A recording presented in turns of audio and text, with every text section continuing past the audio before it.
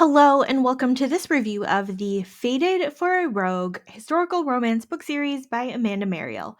I'm Olivia, your favorite resource for book recommendations you can easily screenshot. You're watching Random Olive Reads.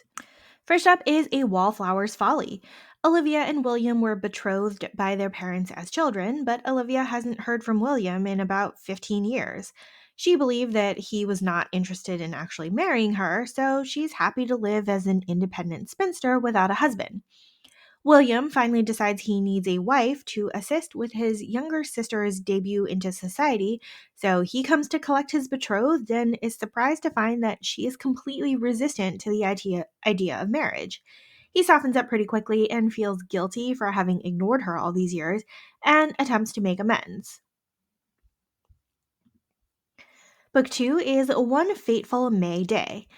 Emma is begrudgingly out at the village May Day festival with her friends. When a handsome stranger kisses her out of nowhere, she is outraged and upset, especially as she has lost sight of her friends in the distraction.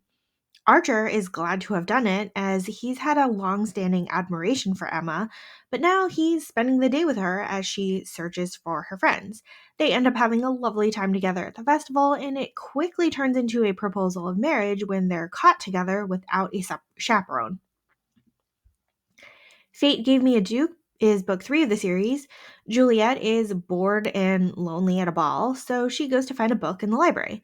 Giles is also bored at this ball and sets up an assignation with a widow in the library.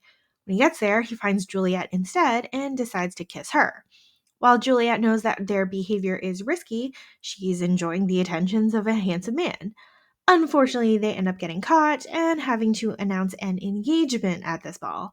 Juliet is worried that Giles will continue his rakish ways and not be faithful to her, while Giles is looking forward to the opportunity to marry someone he finds attractive and intriguing. As they get to know each other more leading up to their wedding and beyond, they start to truly fall in love. Earl of Stone is book 4 of the series and also part of the Wicked Earls Club. Louisa catches her betrothed with his former mistress and realizes that their courtship did not actually lead to a love match that she thought it did. Stephen chases after her, trying to mend their engagement, but they both end up being kidnapped for ransom. As they're trapped together and in their escape, they have the chance to talk and understand the other person a little better. Louisa is still adamant that they do not marry since he isn't in love with her and she requires that in a husband. However, as Stephen spends more time with her in this situation, he learns that she's not a shallow debutante and has more of a backbone than he initially expected. He needs to work pretty hard at convincing her that he has suddenly fallen in love with her in order to maintain the betrothal. Who Needs a Duke is book 5 of the series and also part of the Wayward Dukes series or collaboration. Catherine is the sister of a duke who does not want to marry because she likes her independence and wants to continue her charity work with orphans. She believes that she needs to do this secretly, and any future husband of hers would forbid her from continuing. Charles is tired of the title hungry mothers and debutantes and would like to avoid being targeted for matrimony this season. When he hears that his friend's sister would also like to avoid marriage, he develops a plan that will hopefully satisfy them both. Catherine and Charles then spend the rest of the season in a fake courtship, then fake engagement, and with all the time they're spending together, they actually fall in love. Rogue for the Taking is book 6 of the series and also part of the Wicked Widows League. Ophelia is out of mourning for her much older late husband and is looking to regain her independence. She is a wealthy widow and starts a flirtation with a rogue of a duke.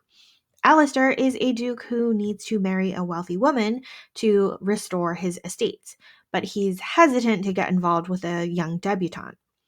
When Athelia approaches him for an affair, he's happy to go along with it, and he plans to propose to her after their tryst.